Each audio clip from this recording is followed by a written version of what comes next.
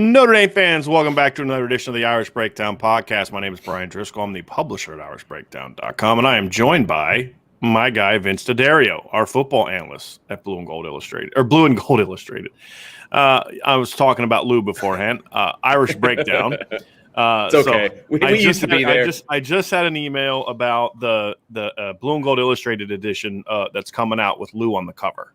Oh, nice. So that's kind of why that's on my mind today. That's so understandable. My apologies. But he is the former football analyst of Blue and Gold Illustrated, Yes. Now the football analyst at Irish Breakdown. So, Vince, today we are going to talk about your thoughts on the Notre Dame spring game, and then we're going to both get into some NFL draft talk. I did a post-game breakdown on Saturday after the game, where I gave my thoughts. So if you haven't heard that, check it out.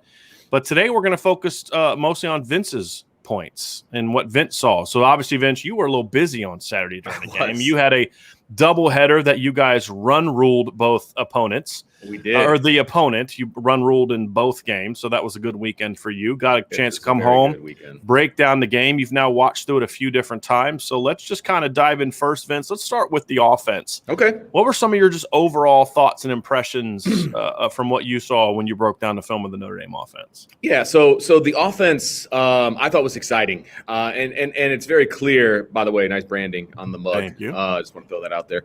I thought that the offense is going to be a lot of fun to watch in the future. I thought that it was not high tempo, but I felt like the ball was getting out of the quarterback's hand. Decisions were being made quickly. I like that. You can tell that is a point of emphasis in this offense, which I love because, look, there's weapons all around the quarterback. And there's weapons behind the quarterback. There's weapons on either side of the quarterback. There's weapons that they need to get the ball to.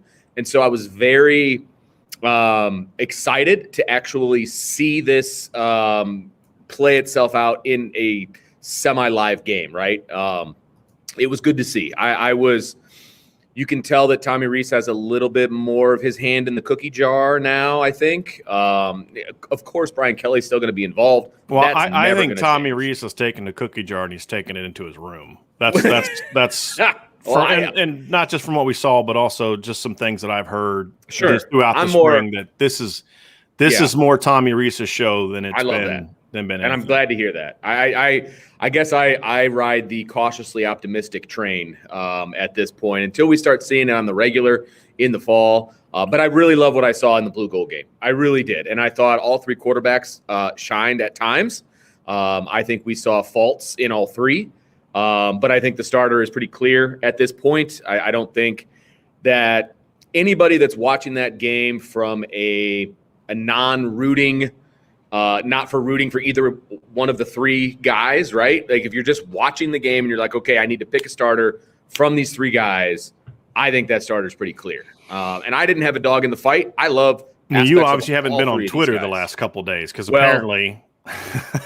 You're right. I haven't on purpose, but that's for a whole other reasons. Yeah. But I liked what I saw from the offense, and we can, as we go through the positions, I'll kind of explain what I liked about each position group and things of that nature. But overall, I was very happy. I think it's moving in the right direction. Especially when you consider where we are. And that's the way, Vince, that you and I are looking at this. It's not if they were having to play a game next Saturday that counted, we'd probably be a little bit more concerned about the offense. But they don't have to play a game next Saturday. It's May 1st. It's just, if you think about it, Vince, they're not even halfway through their development as a unit. Sure. Because they've been through 15 practices in the winter workouts. There's the whole summer workouts to come, plus which are going to build on the Blue-Gold game. Plus, there's going to be at least 25 practices. That's crazy. Between the start of fall camp and the first game of the year. So they're not even halfway through. They're far from a finished product, and I think that's partly the excitement that you and I have. Yes, is that I actually think, and well, let me say this, Vince, because I want you to comment on this specifically. Yeah. I actually thought the offense was further along than I thought it would be.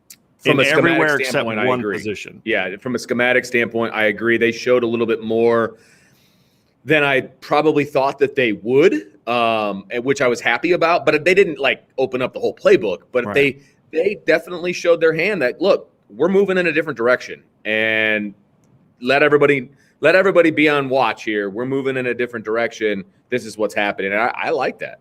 Vince, let's talk a little bit about the passing game. Okay. And we'll kind of talk about quarterbacks and receivers within this concept. Number one, did you get the feel that did this look different to you in regards to how all three quarterbacks were going through their progressions and their reads? Did you get a sense that there was more, hey, read it out and just get the ball where it needs to go, as opposed to let's lock in on this guy or that guy? Or did you feel like there was still some of that locking in stuff?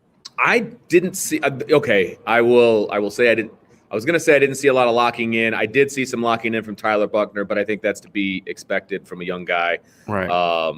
So I don't. That doesn't worry me, if you will. That doesn't bother me. I thought Cone and Pine did a good job of going through their progressions. I will say, when they had an opportunity to do so, and had time to do so, right?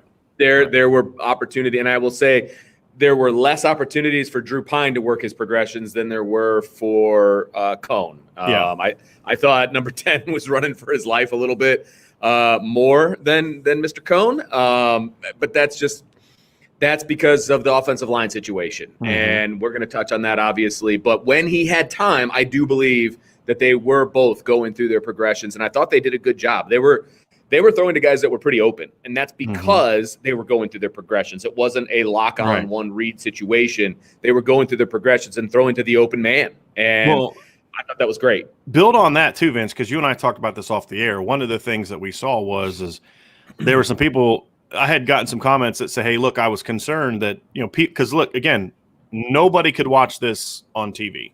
I mean, other than being on TV. Now, I thought NBC actually, or Peacock, did a pretty good job of actually staying back with their initial snap view. So I felt like people could see more at the snap. But the comments I was getting was, hey, look, guys were really getting open, like wide open at times. Does that concern you about the defense? And I said, not really. Because number one, it's early. Correct. And number two, I felt this was some of the best scheming to get guys open that we've seen from a Notre Dame offense in a while.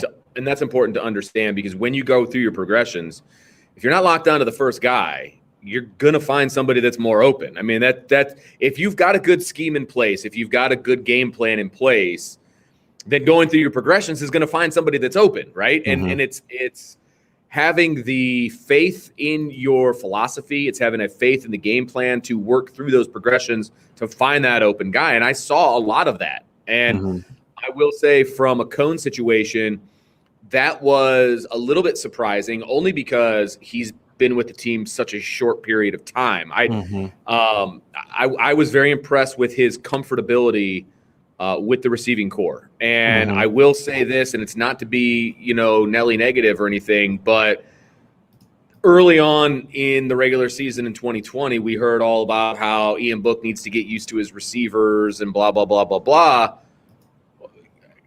This guy was in a different state in December, and he looks like he's gotten pretty used to his receivers in a very short period of time. Yeah. So it makes you wonder with some of those excuses early on, right? And I don't mean to drudge up some negativity, but it's more to say how impressed I was with Cone and what he was able to do in the short period of time that he had. And we're going to show a couple examples that we showed on Saturday for those who didn't get a chance to see it. And this is an example, Vince, of what you're talking about. This is a flood concept, which we explained in the last show. So and everybody has a flood pattern in there. But watch how he maneuvers the pocket. There's some pressure. He has to step in the pocket. But watch him keep his eyes downfield and watch the timing of this throw to Avery Davis.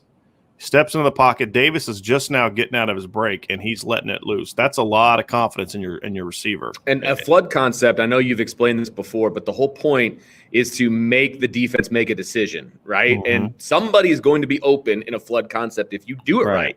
And in this case, it was the middle guy, which was Avery Davis, and it was a good find, and it was a good step up in the pocket. I agree with you. I was impressed with his movement in the pocket. Here's something else that this is a 15-yard outcut that snaps to 17, which it's how it's supposed to. It's not a sharp cut. It's a rounded cut.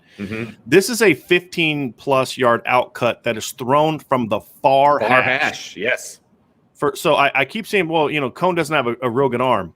This is a really good throw, and this sucker is on a line. Yep, because it has to be. Right. So you got to get over the top of the defense. This is the timing and the accuracy of this throw, Vince, is really impressive to see that from the quarterback. And I agree. That's why I saw some people questioning his arm strength, and I'm like, yeah, I don't. You know what it is? It comes down to me, Vince, and we're going to show another example of a play here too. Is I feel like people have kind of preconceived ideas of what they think Jack Cohn is or was at Wisconsin. I think a lot of it has to do with and there's nothing that he's going to be able to do that's going to make them change their mind. I had to say, well, fair. He doesn't really throw the ball downfield a lot. And I'm like, we saw him throw more downfield in this game. He hit four shots. He completed 4 passes that went at least 20 yards past line of scrimmage. Here's another one. Talk about this, Vince, is just watch his eyes. This is a play that you and I also talked about. But watch Jack Cohn's eyes as he reads through his progressions and then just comes back. He throws blind. He doesn't. You can see it. He doesn't see George Takis. He just knows where George Takis is supposed to be. Yes.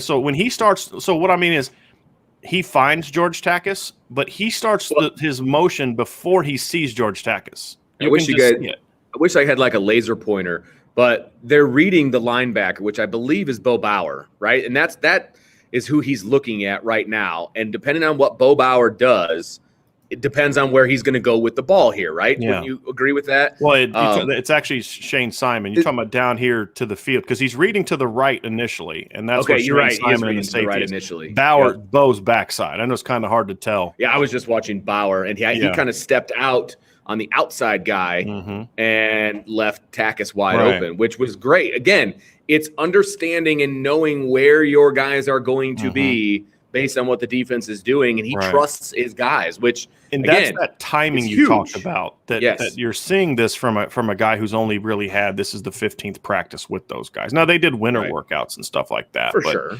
We'll need that. A rough day, man. So my screen's on 2.5 Men. I was just going to say, I think that's 2.5 Men. Well done, sir. So anyway, but that's that timing and that anticipation. We saw that several times on Saturday. Can I comment on that particular play that you just had up as well? But the other thing that I love about that play is that they were going out of an empty set, which means they had a running back in the slot running a route. And we saw that several times. And we saw Drew Pine hit Chris Tyree out of an empty set. And I wanted to just point that out, and I'm sure you talked about it on Saturday, but that we didn't see that in the past, right? That's a new wrinkle that they're trying to employ now because they know that they've got Kyron Williams and Chris Tyree who can go out and do their thing as pass catchers. And so I love that wrinkle. I think that wrinkle is fantastic because more often than not, they're going to be lined up against a linebacker. And I will take either one of those guys against a linebacker all day long. Right. And that is something that you can exploit. And it's where you can really have some success getting those guys the ball in space. I love it. I wanted to point that out just because I saw the empty set there. That was something I really, really enjoyed. Vince, what are your thoughts on the wide receivers from the game? Well, obviously, Avery Davis had a heck of a game. Lawrence Keys had a heck of a game. I thought Braden Lenzy showed what he is capable of. I still am in the camp of where I'm fine if he starts, but I only want him out there for about half the snaps because I think you have to have him on a pitch count for him to be at his most explosive. I still just worry about that hamstring, etc. But I love what they did with him. Yeah. I love what they did with both Keys and Davis. I think the chemistry that was there with those three guys was with different quarterbacks too. I mean, Avery was on one team, Braden and Lawrence were on the other. I love the fact that they are using the slot very, very well. I thought Joe Wilkins played about as well as Joe Wilkins is going to play, and he's got to catch the ball more consistently. It's not a knock on Joe Wilkins, and let me be clear here. I think Joe Wilkins needs to be in the rotation, but if you're counting on Joe Wilkins to be a starter, I'm a little bit worried. Yeah, I don't know that he has that in his skill set right now. He has what it takes to help out. Right. He has what it takes to make some plays, but I don't want to count on him to be a starter and be on the field all the time, if that makes sense. I just don't think he's consistent enough, and I think we have enough evidence that that's the case. Now, he could completely change my mind, if he goes out there and he catches all those balls and whatever. I just don't know that he's that guy. And so right now, obviously, you're going to have Braden Lindsey on one side, but he needs a sub. I don't know what they've got on the other side. If Kevin Austin is not healthy, that worries me. Yeah. I'm worried because in the past, that potential boundary depth chart just got a little bit thinner this past week. and Notre Dame has been so dependent on that boundary receiver the past few years. I don't see that guy if Kevin Austin is not healthy. Okay, and that's a caveat because I think he could be that guy. If he's not healthy, that position worries me, especially with Jordan Johnson transferring. I'm very, very worried about that. And so I'm very confident in the slot right now. I think they need to find ways to get Avery Davis and Lawrence Keys on the field at the same time. But I'm worried about that boundary spot. I really am. Yeah, because Kevin Austin has 6 career catches in 3 years. And now what I will say is that there's a way they can run this offense that we've seen in the past that you can get away with not having that type of boundary guy. And we saw that in 2015 when Chris Brown was primarily the boundary guy. I think there's some things you can do with the tight ends. Sure. And we actually saw that in the game on Saturday. We saw, and it was with Tyler Buckner in the game where they had Mitchell Evans backside as a boundary guy. And they ran sort of a free release with him. And basically it was sort of a smash concept, but it was like just basically an outside high-low, like a deep out coin. Look, I don't know if he bent the cornerback route, the corner shallow, or if it was an out cut. I couldn't tell which one it was, but it's smash and that concept are basically the same thing. It's a high-low concept. It's a vertical stretch, but they use the tight end to do that. And certainly can do that with Michael Mayer. You can do things where if your offense is more about creating mesh concepts and being speed and drags and things like that, like they did a lot with Chris Brown, and then you can do some comebacks and some other types of concepts. So we've seen Notre Dame be successful without having a bigger guy in the boundary. Right. So I think it's an easy adjustment. But to your point, it's more of if the offense is going to be run like it's been run for several years, then that boundary position is a lot more concerning. And I have faith in Tommy Rees. I have faith that he will get the playmakers the ball. And if if he has to put Avery Davis on the outside and Avery Keys in the slot, or you move some guys around, I mean, you could put Michael Mayer on that side, and have 2 guys over on the field side. I mean, there's like you said, there's things that you can do. So I'm not that worried about it, but at the same time, it's something to have some concern about moving forward, but nothing that I think is going to be disastrous to this offense, if that makes sense. Yeah, I agree. Let's talk a little bit about, before we move on to the receiver thing, there's some conversations going on in our chat about Jordan Johnson. And we're going to talk about this one more time, and then we're done talking about it. Because comments like this annoy the mess out of me. And here's a comment from Dylan D. Anyone freaking out about Jordan Johnson? It's not my son, by the way. No, it's not. I've heard it recently, and I've heard it before, that he should have been a low-end 4-star at best. So number one, if you want to just have your opinion formed by what others say and you can't come to your own conclusions, then sure. When someone says now that he's a low-end 4-star, when those same people, when he signed, said the opposite, that means their determination was made by what they're being told because they didn't see any practices, okay? Right. So other people, the spin machine told them that, and they're telling you that, okay? Because nobody was saying that when he signed, all right? So you're just basically going on with the spin, and this the stuff being said about Jordan Johnson sounds really familiar to stuff we heard a little over a year ago about a quarterback that transferred. Yep, I was just going to say the same thing. And how he really wasn't that good, and he wasn't this, he wasn't that. Well, one of the best draft analysts in the business, Dane Brugler, just did a mock draft for 2022. He has that quarterback going 15th overall in the mock draft next year, okay? So just stop, okay? And this is the follow-up. I'm not saying he wasn't good enough for that. He just wasn't good enough to be this number 15 star receiver we all thought he could have been. Reps of practice have proven that. You have no clue what reps in practice have proven. Okay, reps in practice prove that Joe Schmidt should have been the starting linebacker for every snap in 2015. Give me a break with this stuff. Okay, just stop.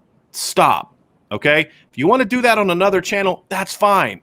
We're not homers here. We're not negative here. We're going to be honest and objective. We're going to talk about where Jordan Johnson deserved blame. We're going to talk about where other people are going to blame. Sure. But if you want to come to this channel and tell me that the 19-year-old is 100% responsible for this, and the grown-ups who've been coaching football twice as long as this kid's been alive, who makes 6 and 7 figures, bear no responsibility for this, take it to another channel. I'm sorry. I'm so tired of people that come running to this channel, all in their feelings, incapable of having an honest and objective conversation. Okay, right.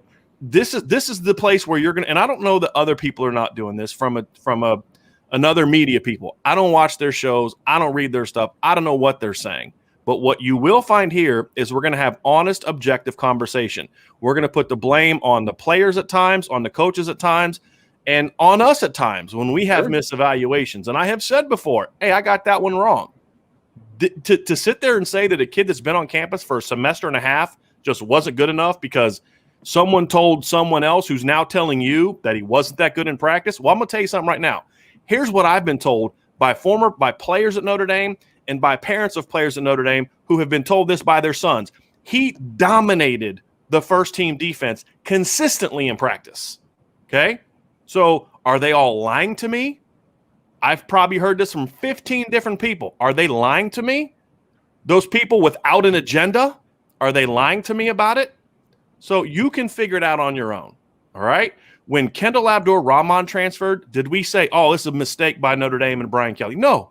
We said, you know what? This kid is buried on a depth chart. There's just better players than him. And I had him as a 4-star player coming out.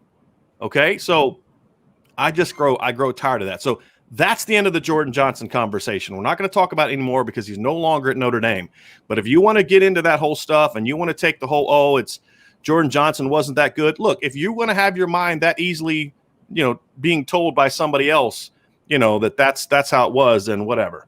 Then you can take that. You can take that somewhere else. Okay, this isn't the channel for that. So let's move on to the offensive line, Vince. Now that we're done with that conversation. So my opinion of the offensive line, number one, I understand, I think, why the coaching staff did what they did as far as splitting the teams up the way that they did. Mm-hmm. Having ones and twos kind of playing together and kind of trying to even it out, right? I think that hurt the offensive line, personally. Sure. Even more so than they were already going to be. Correct. I think. Can you explain why? Because I think I think this is going to help maybe people feel a little bit less nervous about the offensive line. I don't know if I can articulate this well enough, and I'm sure you'll help me if I don't. But these guys have been working. The first team guys, right? They've been working together this whole time, all 15 practices, right? And offensive line is so much about continuity, understanding what the guy next to you is about to do, all of these different things, right? Communication, all of that. And then when you take half of those guys and you put them on the other team and you bring in another half a guy, that's going to mess up a good offensive line, okay? Mm-hmm. These guys they're looking for 4 new starters, right? 5 if you count, the fact that Jarrett Patterson is moving, he's out anyway. You're setting them up for failure, in my opinion. And that's kind of what we saw in the Blue-Gold game. Which isn't necessarily a bad thing. And I get that. In May. In April and May, it's not necessarily a bad thing. But what I'm saying is you get all of the people talking about how bad the offensive line looked. Sure. There's reasons. And they did. And look, there are some things that are concerning. That there's too much catching. Missing on some things, but to your point, in the last 7 or 8 practice videos, we saw Blake Fisher and Rocco Spindler side by side. Correct, and they weren't side by side on Saturday. Right. And so there's going to be some communication woes, and we saw a lot of that. They were getting beat on simple stunts. They were. There were things that you say, well, that's kind of to your point, Vince. That's where when you're not with a guy that you've been taking a lot of reps with, you're going to have some of those mistakes. So look, we're both concerned about the offensive line, but I think that a little bit too much is being made out of it because, number one, we didn't see the starting 5 offensive line play together. Correct. I think if we just saw the starting 5 as we believe it to be, so you'd have Blake Fisher on one side, Josh Lugg, Zeke Correll, Rocco Spindler, the one line was kind of close to it because you had Christophic and all that, but there was no Jarrett Patterson. If we just saw in that unit together, then I'd be more concerned. And look, where did we see most of those players? It was with the white team. And well, technically it's the gold, but when I think of the color of the It's jersey, white, it was white. So the right, gold team, and that was the line that played the best.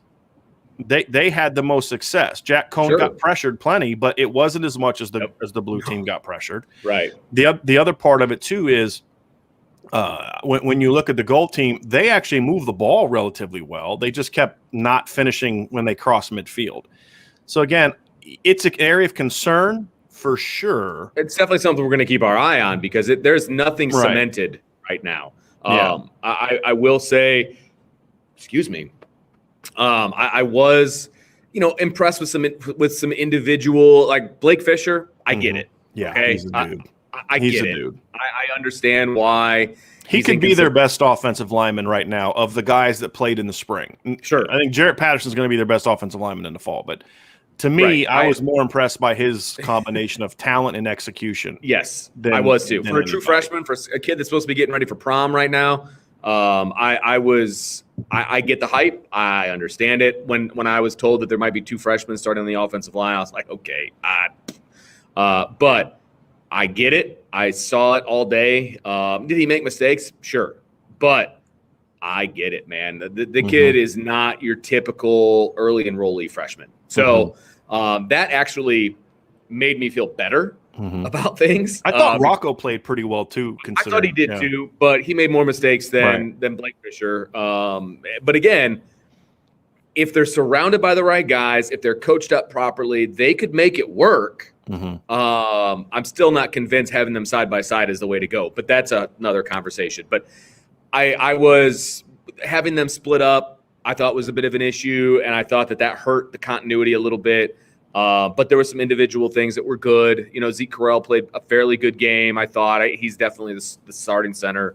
So the offensive line, I'm not throwing up the panic flag yet, but it's definitely an area that we're going to be keeping our eye on. That's the best way to put it. Okay, Vince, let's talk a little bit about the defense. Let's dive into what you saw from the Notre Dame defense on Saturday. Well, I want to say something about the running back situation. First. I'm sorry. I thought you talked about them a little bit. Well, a little bit, but I just go ahead. Man, is that going to be a fun group to watch? I have like a man crush on the running back room right now. I mean, we knew that they were going to be a strength of this offense, but the manner in which Tommy Rees is going at it with these running backs, moving them around the field, getting them involved. Right. I mean, they're not just typical line up behind the quarterback running backs. Like, I think those two are going to be Kyron Williams, Chris Tyree. They're going to be on everybody's lips, during the football season. I just think that those two are super special. I think that they're using them correctly, which is fantastic. I'm really excited about that. I wanted to get that out there. Can I say this real quick? I want Notre Dame fans to go look and see what Clyde Edwards-Helaire's numbers were as a sophomore and compare them to what Kyron Williams were as a sophomore, and then go look at that jump. I just have a feeling that he could even there's a scenario in which maybe Kyron doesn't run for as many yards per game, although I don't think it's going to happen, but has way more total yards per game. Yes. Just because the offensive line won't be as good at run blocking, but I also think how they're going to use him. When you look at what the NFL is all about and the desperate need for running backs who can run, pass block, and pass catch, there's not going to be many that can do it all around like Kyron, I think, is going to do it this year. And we saw a little glimpse of that. Yeah. But then when you add in what Chris Tyree was doing and you're saying, now you can't key on Kyron when 25's in the game. I mean, or if you want to key on Kyron, okay, good luck with number 25. It is really an exciting group of running backs. It really is. And Sebo Flemister is going to be a great guy to bring in too. They're going to use him. Slouch. He's no slouch whatsoever. And there's like no holes there, and he's just like, okay, there's no hole, so I'm just going to ram into the line as hard as I can. I really like watching Sebo. And Chris Tyree and Kyron Williams both made plays early on in the game when there was no plays to be made. Like you could see how talented these guys are, both running the ball, catching the ball, all of the above. So I just wanted to get my man crush out there. I'm excited about this room. It's going to be It's gonna be fun to watch. Yeah, no, and I look, this was supposedly a vanilla game plan. Yeah, right. And in a lot of ways it was. I mean, Sure. there wasn't a ton of some stuff that we know that they're doing, but even in that vanilla game plan, to your point that you mentioned earlier, Vince, is we saw them doing a lot of different things with the backs. Yes. Even in this simplified version of what we know they're going to do, they were doing a lot of different things with the backs. Which tells me that's going to be a core part of what they want to do. You know what I mean? Like what we saw should be like the binding of the book. Like this is the core of what we want to do, and then we're going to branch off out of this. So that gets me even more excited that this is going to be something that's really important to them. Couple things. So real quick, we're gonna keep rolling along with this podcast. We'll get to the rest of your questions at the end. We will get to that. If you have a question that you want us to address during the podcast, like in the middle of the podcast, feel free to super chat it and we'll put it up there. Otherwise, we're going to try to, because Vince is on a little bit of a shortened time. Do you have a little bit more time today? I'm good today. So just in case, we'll kind of get through this stuff and then we'll get to the questions afterwards. And in case Vince has to bounce, because I really want to get his you never know on this stuff. Yeah, principal could walk in. May have another fire drill today, right? Like last week. So let's dive into the defense, Vince, and just give me your overall thoughts on the defense, and then what you saw from the defensive line, especially. So my thoughts on the defense: fast, disruptive, fun. I mean, deep. Thank you. The front seven is going to be really exciting to watch. I'm excited about the front seven, specifically the defensive line. I thought that it didn't matter what team it was, where they were on the depth chart, like they were all making plays. And part of that is because of the offensive line. I will acknowledge that. But part of the reason the offensive line struggled is because of the defensive line. It was impressive. And they pretty much backed up everything that we thought that they would be and thought that they will be. And I am really excited to watch them. I thought Myron, I thought looked really good on the outside. A lot better than I thought he was going to. He shed a little bit of weight, which was pretty clear. Yeah. He was clearly He was clearly slimmed down. Yes. Like you could see it. Yes. He looked like a defensive end. He didn't look like an interior defensive lineman anymore, and it made him a little bit more twitchy on the outside, which I thought was great. Isaiah Foskey looked good. I thought Jordan Botello looked good. Let's see. I'm trying to think of the guys that popped for me. They were basically all over the field. I mean, there was there were guys everywhere. I felt bad for Tosh Baker because Jordan Botello was just it was just simple speed really moves. Good. So the defensive line looked great. I thought the linebacking core looked fast and athletic. I thought Bo Bauer was all over the field. I thought Jack Kaiser.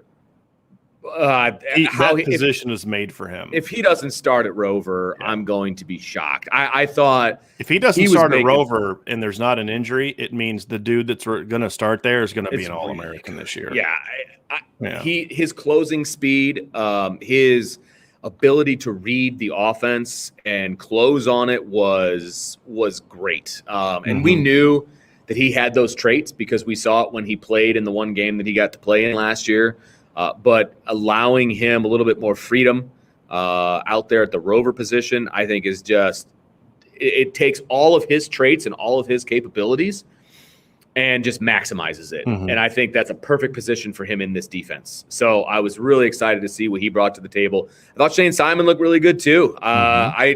He looked better on the field of Notre Dame Stadium than we've seen him in a really, really long time. He had the one good game. Looked comfortable. Against Clemson, obviously. Yeah. But I thought that he looked great. He had that interception, which is a bad throw, frankly. Right. But he was in coverage where he needed to be.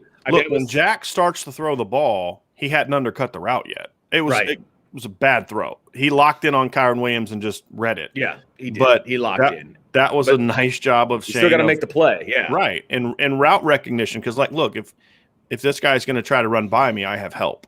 Yes, right? Absolutely. And so I can be more aggressive taking away the quick route.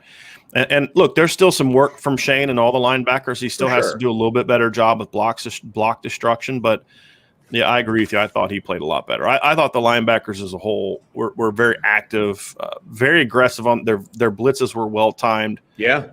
They got to be careful because they hit those hard blitzes from depth, like pre-snap. They're going to get, if they're not careful at the timing, they're going to get a couple offsides this year from quarterbacks that give a hard count. Yeah. We'll have to see, but yeah, I thought so. Vince, what did you think of the corners? Now, I'm not going to ask you too much about the safeties because I know it was a little harder for you to see that But did you get anything from the cornerback play? Because just so we're clear, Vince wasn't able to be at the game on Saturday because he had the baseball game. I had base, but even if I didn't, I wouldn't have been able to go because of the restrictions and all that fun stuff. So only one person was able to go, but either way, I said I had a man crush on the running back room, but my man crush for Cam Hart has not changed. It has only deepened. After that first play, especially, he was right. I thought he played a great game. You're right. That first play was his fault. I get that. Yeah, and he was in position. He just has to play the ball better. Right. But I thought he played a great game. I think he solidified himself where he needs to be in this depth chart. I thought Tariq played a good game. I thought he had a great bounce back. I think, and we've talked about this before, but I'll touch on it again. I think the change in defensive coordinator benefited him. It was like the perfect timing in his career because he was kind of having an attack of conscience, confidence and all that fun stuff. And which was on him, just so we're clear. Absolutely. We're not blaming Clark Lee. No. It's just Tariq's issues in 2020 were on Tariq. Yes. It's just that in coaching, when you're down on yourself and you know that, hey, I lost my spot with this coach, and it was on me. Yes. When a new coach comes in, it's like a fresh opportunity for you to start over. And then when Marcus Freeman said during the interview, like, I told Tariq, my opinion of you is going to be based on what happens from here on out. That's exactly what a kid like Tariq needs to hear. Again, that is not a shot on Clark Lee. That is not saying Clark Lee at all, because that was on Tariq. Now, the other corners went through that problem. That was on Tariq. So just so you're clear, when we say the change of coaching staff was good for him, that's more of a Tariq issue than it was a Clark Lee issue. I mean, it's just good timing for a Tariq issue, not a Clark issue. It was just good timing for him. That's all I'm saying. Right. It was, and again, it had nothing to do with the previous staff. It just has to do with he needed a fresh start at this point in his career, and he was able to get one. And he got lucky, frankly. And so I thought he played really well. I thought Clarence Lewis played really well. I thought – so those three guys, I think, cemented themselves as kind of the top three. I mean, how that shakes out in the fall, we'll see. But I thought those three guys all played very well. I thought Ramon Henderson flashed a little bit here and there. I was impressed to see number 11 kind of doing his thing a little bit. So I want to throw his name out there. He's a big kid. He's a real big kid. I could see him playing maybe against a Wisconsin, maybe, you know what I mean, where there might be more run stuff opportunities, that kind of thing. He played very physical, which I liked. And then the two freshmen, they held their own. They're not ready to be starters, but I thought they held their own. And to be number twos, I thought, okay, these guys can handle their spot in the depth chart. You know Especially what I mean? Like, consider Ryan Barnes missed like the first 4 or 5 practices of the spring. So he's now kind of getting caught up. I thought he played well. And I don't remember surprised. Clarence Lewis's name being called at all during the game. And that's a good thing. That's a good thing for a corner. I mean, they never challenged him. I thought he was also – you could see Clarence was noticeably stronger than he was in the fall. You just kind of see how he took on receivers. And I don't know how much that showed up on TV, Vince, but just watching live, he was much more physical with his rerouting, and he was much more physical, like down the field. You couldn't push him off of him. That was also something that we saw that you couldn't really – I don't know if you could see it from the TV. I didn't watch much of the secondary on the TV redo because I watched that during the game. Live. Okay, I got you. And then I focus on the line because I can't see always the secondary when I watch it on TV. I can watch it live and then have my notes and stuff. But I thought that was good. So any other thoughts on the defense, Vince, before we dive into questions? Well, our biggest question mark going in was the secondary, right? Specifically the corners, and I felt like I was reassured that they're going to be okay. And they didn't play all man or anything like that. It appeared like they were kind of mixing some things up, which I thought was interesting. I'm wondering if I could get Marcus Freeman in a room, like, hey, did you do this because you were kind of protecting those guys in this game? Or is this something that you're going to be doing when we move forward? I think it's going to be I think it's going to be. I think it's going to be what we see. I think we're going to see more, because I also think part of that is because they do seem to be going with a true linebacker. Yeah, at that rover spot. So I don't know right. how much cover one you're going to want to do with one less DB on the field. At least pure sense. Cover one. So there, we saw a little bit more off man and some rolling to cover one. So they disguised their cover one a little bit more. I think we're going to see more of that. I think we're going to see more of them mixing up their pre-snap looks more so than we're going to see a lot of just line up and just play cover one. No, look, the defense is going to be fun to watch. They're going to be all over the field. They're going to be blitzing from all angles. They're going to be fast and athletic. And if the corners do their job, it's going to allow that front seven to really take off. And again, I didn't get a great look at the safeties. I'm still going to ride the horse of a Griffith-Hamilton duo is going to be special. So, I mean, we'll see what happens when I can see him in person, which I'm hoping takes place in the fall. But, I like where we're at on the defensive side of the ball. I'm not on the team. I like where Notre Dame is at on the defensive side of the ball for sure. Now, another part of this too, Vince, is when you watch the Blue-Gold game, you have to remember that arguably Notre Dame's two best players didn't play in the game on Saturday. And three of their best players didn't play. When you consider Kyle Hamilton didn't play, Michael Mayer didn't play, I think we can all agree that as of right now, that's Notre Dame's two best players. Now, Kyron Williams and Chris Tyree and some other guys may have a say in that, but right now, who we project to be their two best players. Jarrett Patterson didn't play. And Jarrett Patterson is also, I don't know if I'd say he's their third best player. He's certainly their most experienced on the offensive side, but he's certainly top 5 to 7. Yeah, absolutely. on the team, not the offense. I mean, he's one of the 2 or 3 best offensive guys, but one of the 5 to 7 at worst didn't play. So we didn't see this team 100% either. Somebody else down here in the chat is talking about the defensive line. Let me find it here real quick. Thomas Walsh also said, forgotten in all this is a healthy Jacob Lacey could be back in the fall at nose, and he can plug the middle if he's healthy. This kid's a stud. We didn't see Gabriel Rubio either. He was hurt. So there were some guys that are going to play for Notre Dame in the fall that we didn't see in this game. Sure. So I think that to me is even more encouraging from just, and Drew White didn't play. I forgot about him. Drew White didn't play. Good point. So there's a lot of talented dudes that we didn't get a chance to see Saturday, which is even more encouraging. Pretty high ceiling for this team, I think, especially with the changes that are being made on the offensive side of the ball. I think they're going to score more points this year. I'm excited. I really am. I'm excited to see what they do. And so I'm hoping that you're going to fit me in your carry-on down at Florida State and get to watch these guys I'm driving in person. To the game. Are you really? I am. Are you really? Yep. So I'm anticipating certain rules that are going to just make it easier for me to drive to places than fly to places. I get you. So, but it's going to be fun. I think I saw the things I needed to see in the Blue-Gold game to keep me optimistic about the fall. Nothing is deterring me from my thoughts moving forward. I'm not. It wasn't a situation where I'm like, ooh, man, was I wrong about that? Like, I'm really worried about this, that, or the other. Because I didn't have that feeling. We're worried about coming out of the game is the group that we anticipated to be worried about going. I'll say what I think, Vince. I'm actually a little bit more confident that Notre Dame is going to be good this year than I was going into the spring. Okay. I was cautiously optimistic going into the spring, but I actually am more comfortable now because we've seen Chris Tyree take another step. We've seen Blake Fisher's as good as advertised. We've seen the defense is aggressive. We're seeing guys like, some of that second level guys like Jordan Patelho, Riley Mills stepping up. Jason Adamiola really had a great spring.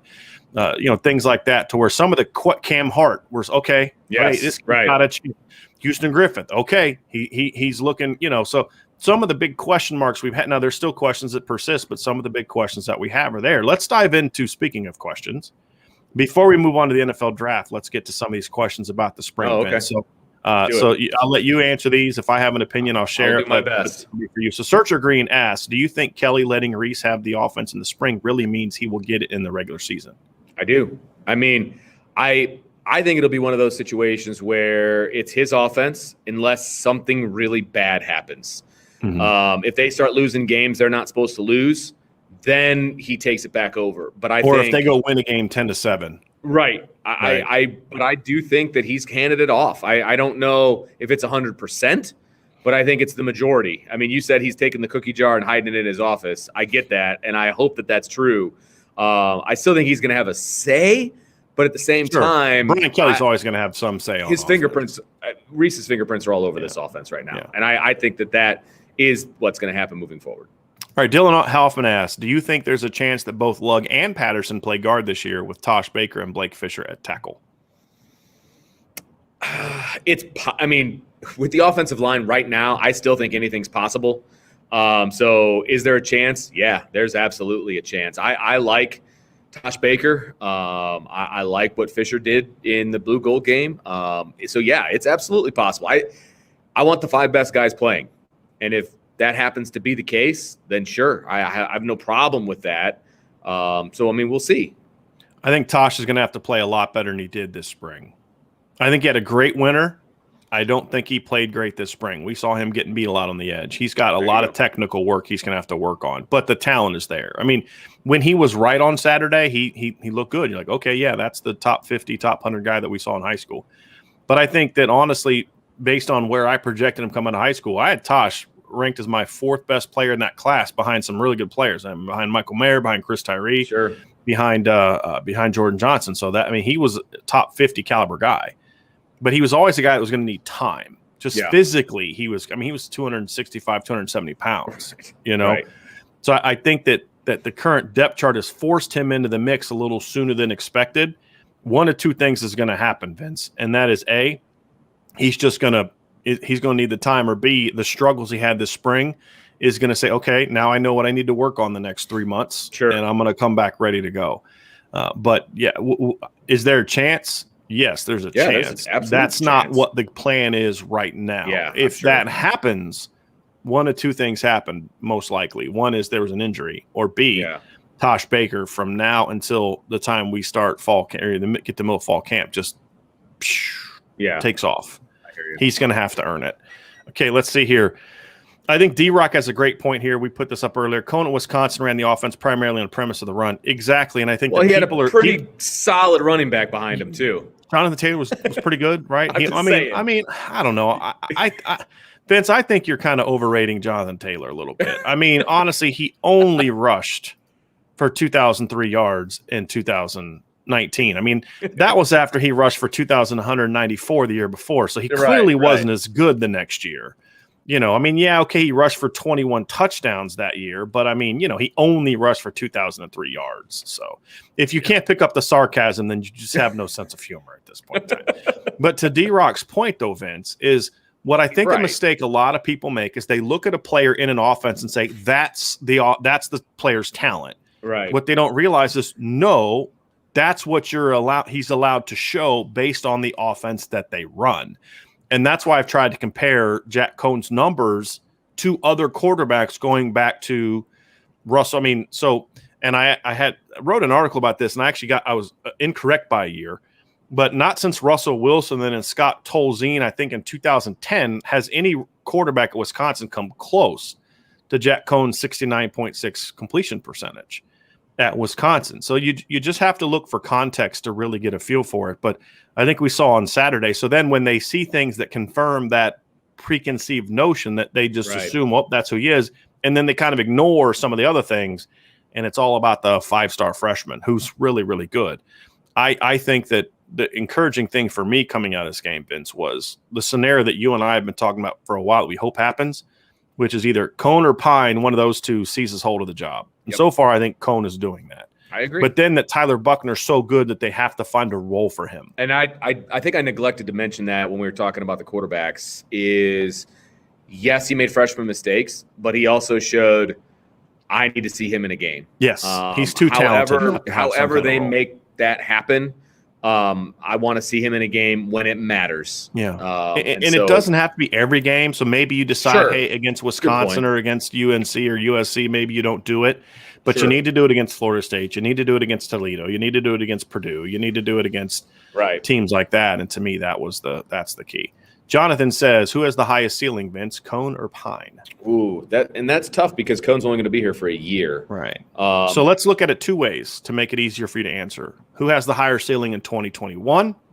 And by the end of their careers, who do you think would be a better player? If Pine is allowed to be, let's say Pine wins the starting job and he plays his career out at Notre Dame, and then you look at what Jack Cone would be in the situation of 2021, who has the higher ceiling?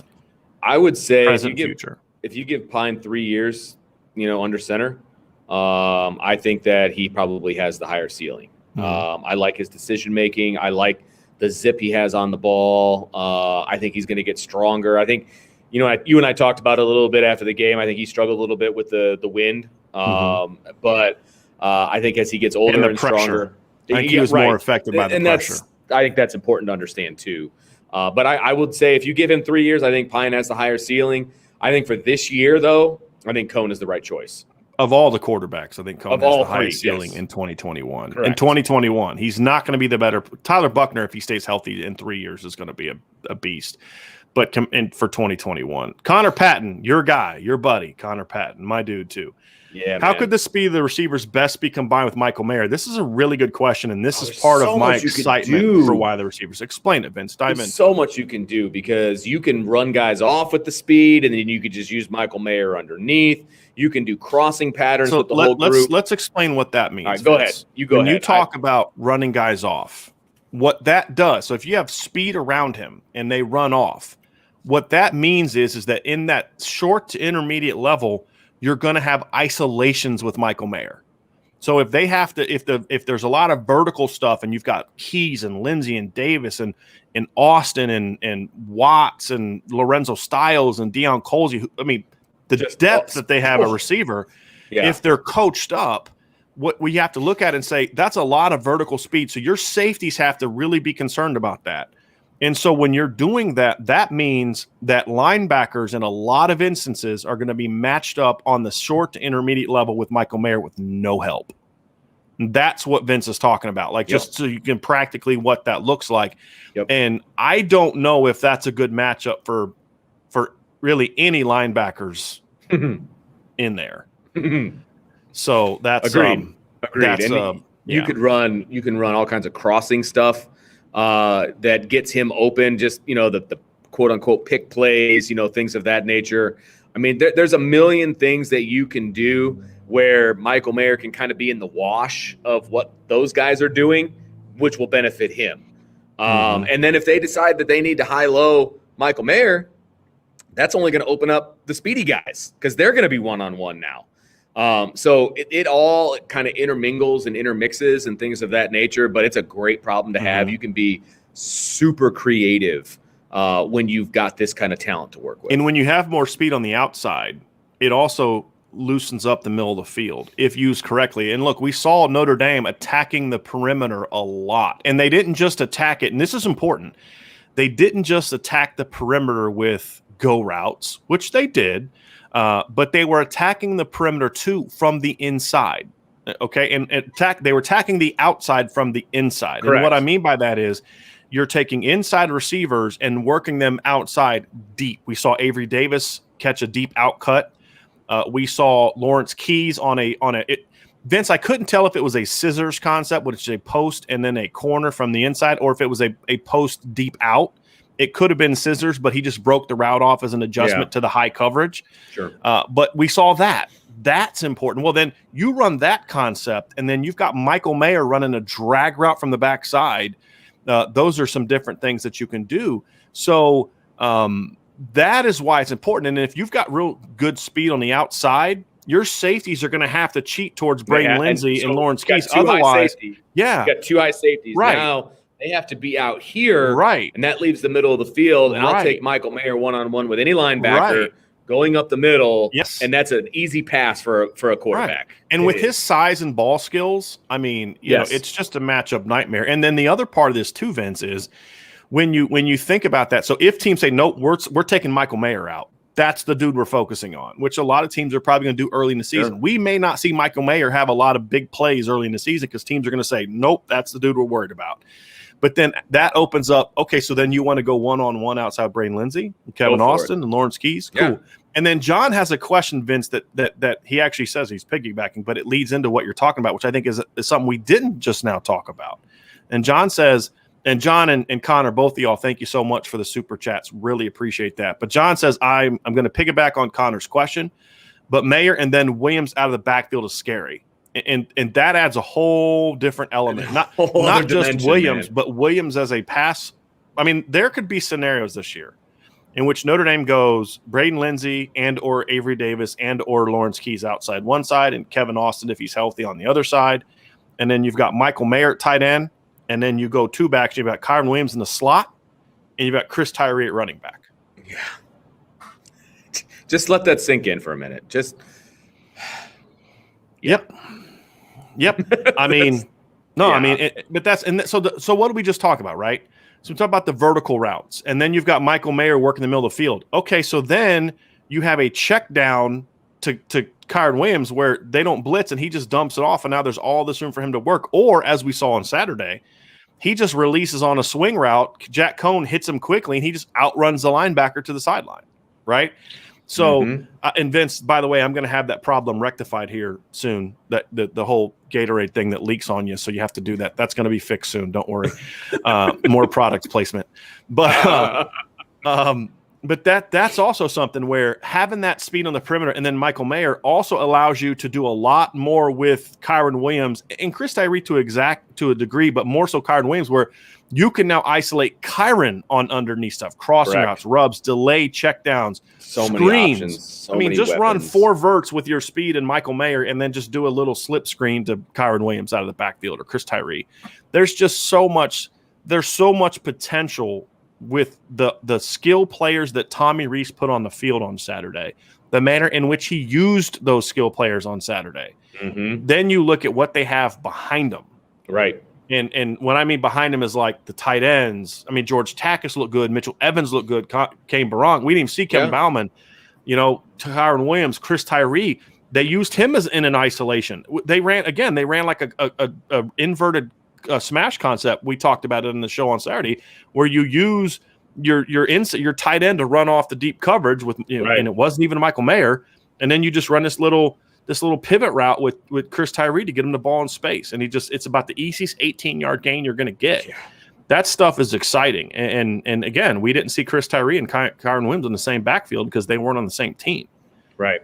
So they will be in the fall. They will be from here on out. They will be in the fall. So let's see if we get to some more questions here before we get to the NFL draft. We've got a lot to talk about. Man. Yeah, it's a lot of fun. Let's see here. So we saw the one about Jacob Lacey. D-Rock, watch out for I-10 going to Tallahassee. It reminds you of the series Living Dead. Yeah, I've been on that before. Okay, here we go. Notre Dame 2164. Could Lawrence Keys be as productive as Claypool and Boykin if he stays healthy? I'm gonna let you answer that first, Vince. Well, I think he could be from a numbers standpoint. It'll look what do you mean by numbers? Well, I mean, I think he could get that amount of catches. No, I take it back. I think he could get the yardage, but it might be less catches. Does that make sense? Because I think he could be his yard after catch, his yak could be considerably higher than those guys. So from a production standpoint, from yardage, yes. But I think it's going to look a lot different because of where he's going to be playing and the fact that he can make more out of nothing. He can make a 2-yard pass into a 25-yard gain, that kind of a thing. So, so the short answer is yes, but it's going to look a little different. I would say no, because maybe on a per snap basis, my hope is I don't see Lawrence Keys playing anywhere close to the number of snaps that Miles Boykin and Chase Claypool played, and that's not a criticism. I think we're going to see more because we're going to see more of a rotation this year. The opportunities are just going to be less. So if you look and say, okay, the number of routes run compared to his production, and then you multiply that times the number of routes that Miles Boykin or Chase Claypool ran, then certainly. I also think this year too, Vince, and this is something I'm curious at your thoughts on this.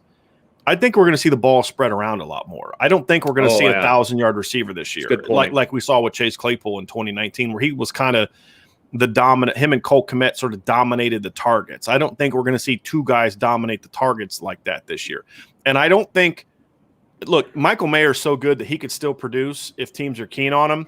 But I don't know if we're going to see a ton of production early from Michael Mayer, unless the teams that they play are just the stupidest bunch of coaches that have ever walked the face of the earth. If you don't watch Notre Dame's film from 2020 and say, yeah, first, what's your number one priority? I'm going to stop 87, then you're not a very good coach, and Notre Dame's going to win anyway. So I do think we're going to see that early with, hey, you're going to have to beat us with Lawrence Keys, with Avery Davis, with Braden Lindsey, with Kevin Alton. Make those guys who haven't done it a lot beat us.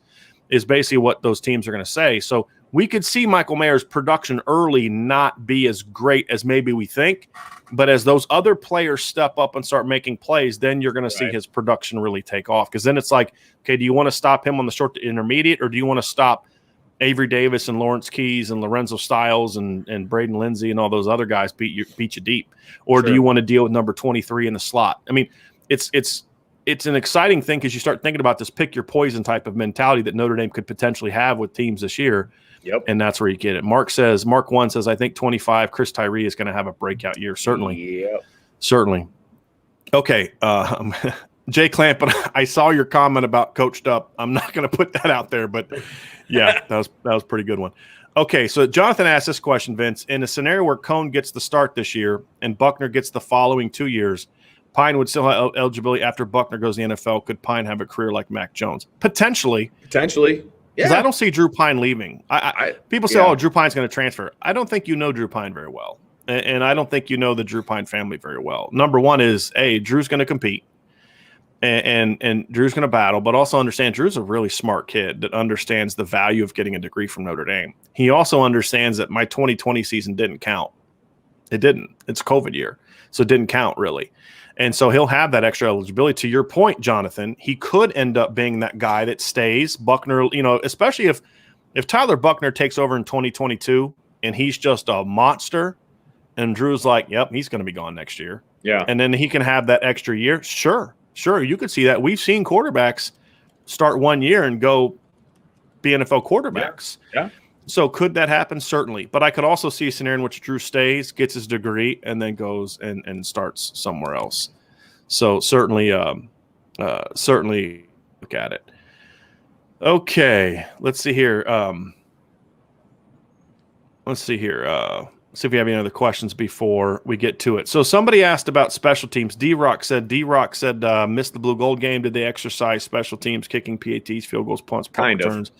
So we did see we did see Jonathan Dorr kick a field goal, correct? Did he kick 2? And then we saw the punt team, but they weren't really attacking the punt team, and they were just fielding punts. And then we didn't see a ton of it, but Jonathan Dorr looked confident. I thought his leg swing was good. But it's May 1st with nobody in the stands. There was no rush, which I don't know how that much would affect him or not.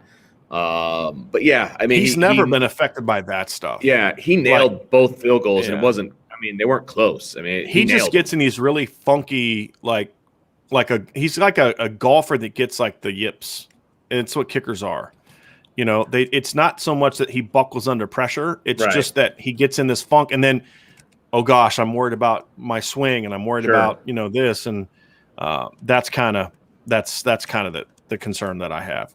Right. So let's see if we got any more questions here. Let's dive into some NFL draft talk, Vince. Well, there was one Tommy had at the very top. Yeah, go ahead and find it. No, go find it if you see it. Crush that one. Do you think if Cone had scored that rushing touchdown when he fled the pocket in the third quarter, that the Buckner hype train would be a little bit quieter? I think the Buckner hype train was going to be full steam ahead regardless, just because he's the new shiny toy. And I realize Cone is also new, but he's the grad transfer. Right? He's the guy that they've already made an impression on based on what he was at Wisconsin. Right. He's a pretty good quarterback. Absolutely, but he's kind of a known commodity, right? And Tyler Buckner he's the new shiny toy, and so it might have calmed some people down a little bit if he would have run that in. But I don't know that there was anything that was going to derail the Buckner hype. Other than Buckner playing poorly, I think if to your point, if he played well in the game, the hype was going to be there, and justifiably so. I don't want to make it seem like we're not high on Tyler Buckner. We are. I just think we need to pump the brakes on the Tyler Buckner's going to be the starter against Florida State, and he's going to be Trevor Lawrence and all that kind of stuff. Like, look, they had a pretty watered down game plan, and the second half was, late in the second half especially was going. I mean, the deep throw where he way underthrew Braden Lindsey, that was against a walk-on corner. No disrespect to that young man, but if you're going against, USC's corners or North Carolina's corners, not the case. Yeah. There's a chance that ball's getting picked off. Sure. So let's talk a little NFL draft. All right, let's some of your thoughts on this. It was a very good weekend for Notre Dame. Notre Dame had 9 players selected. This was the most that Notre Dame has had drafted since 1994. That was the first year that they went down to 7 rounds. Now, there were some years Notre Dame had way more than 9 players picked, but that's back when the draft was, double digits in rounds. Yeah, it was like 18 rounds. The 7 rounds started in 1994. That first year, remember who that team was for the 94 draft? Do you remember what that team was like? What was the 93 team? That's right. Yeah. That 1994 draft had a couple guys. There was this guy. You maybe you've heard of this guy, Vince. What was his name? He played offensive line, wore number 75, won the Lombardi Award. Oh, that's right. Aaron Taylor. He was part of that draft. There was this other guy that played defensive line. I think he wore like number 97. What was his name? Oh, yeah. Bryant Young. There's Jeff Burris, Tim Ruddy, Jim Flanagan, Lake Dawson. That's a pretty good group. It's a pretty good group. That team obviously was really good. So this was a heck of a draft class, and over half of it was in premium rounds 1 through 3. Yeah, it was funny. Mario Cristobal put a tweet out today, and he was all proud of the fact that in the last 2 years, Oregon led all the Pac-12 in draft picks in the last 2 years with 9. And, of course, to which I responded, there's not a team in the Pac-12 that in the last 2 years had more draft picks than Notre Dame had in 2021. You forgot your boy on here. Who, Ian Book? Yep. Oh, shoot. See, everybody's going to take it personally. Why'd you have to point that out? He said, hey, take that graphic down. I ran out of room. But, you would have run out of room. But you had a very good point. And here's the other thing. You had 3 offensive linemen drafted, and you had 2 defensive linemen drafted. Well, we're used to seeing Notre Dame get linemen drafted. Absolutely. And there's not been a position on the team that's produced more draft picks in the last 3 years than the defensive line, which is saying a lot for the development of Mike Hill. So let me put some context into what the defensive line has done. Number 1, they signed 4 defensive ends in the 2016 class. They all got drafted. That's impressive. The entire 2 deep at defensive end from the 2018 team got drafted. 4 of the 5 defensive linemen from that 2018 team have been drafted, and the even more impressive part of that is 3 of the guys that were in the rotation in the Cotton Bowl are still on the team. Jason Adamiola, Myron Tungvaloa-Mosa, and Kurt Heinisch. So that number could continue to grow. Right. Notre Dame produced 5 drafted defensive linemen in the last 3 years. In the decade worth of drafts before that, they produced 5 defensive linemen in the NFL draft. So that is some serious production. Well, that tells you where this defensive line. It tells you where this defensive line is right now compared to what it used to be. And look, we all used to complain about the defensive line overall from a recruiting standpoint and from a talent standpoint, how Notre Dame was still lacking in that department. Sure. And they have turned it around. They'd get that one guy, or they'd get the they'd get the day, but it just wasn't that consistent level. They'd have a guy here and there, Lewis Nix. But other than 2012, you've got the depth at that position, which so many people did not see coming, myself included. And then you see Romeo Okwara doing what he did as an undrafted guy. Romeo Okwara had 10 sacks last year. So now they're going to look at Notre Dame and be like, okay, hold on a second. Yeah. Like they're starting to produce some dudes. Now these guys got to go to the NFL and play. Yeah, he's kind of the first wave. Yeah. But but that to me is really impressive. But you look at this, 9 players drafted. There's only 2 teams that had more players drafted. That was Alabama and Ohio State. They both had 10. Georgia had 9. Having 9 guys get drafted is not a common occurrence for anybody. Sure. So that is a really, really impressive haul.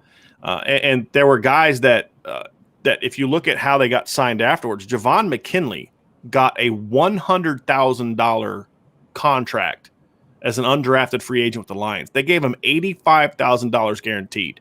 You do not give an undrafted free agent that kind of money if you don't think he's a guy that's going to be on our team. Make their team, yeah. Yes. I mean, they're not giving $85,000 to have him be a body during camp. Not the Lions anyway. The Lions drafted him because they think this kid can play for us.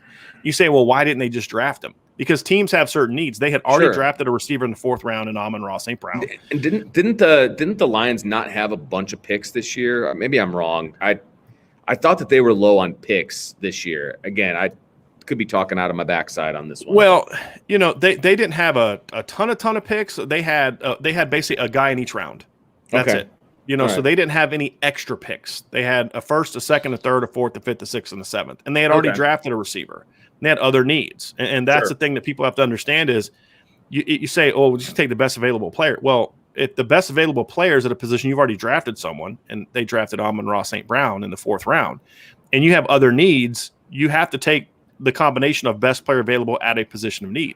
So the fact that Javon McKinley signed so quickly and got a big contract from the Lions tells me, A, there was competition for him to sign. Sure. And B, they gave him that $85,000 game. Most guys signed for like $20,000, $30,000, $40,000.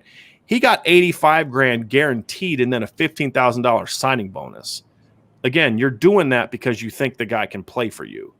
So that's, I'm not saying they're kind of coming to be a Pro Bowler next year, but they think the guy can make their team and play for them. So if they thought he was going to be a Pro Bowler, they would have drafted him. So I just want to make sure you understand where I'm coming from. So that only adds to it. You saw Nick McLeod got signed very quickly by the Buffalo Bills. Tommy Tremble and Michael Mayer also did that.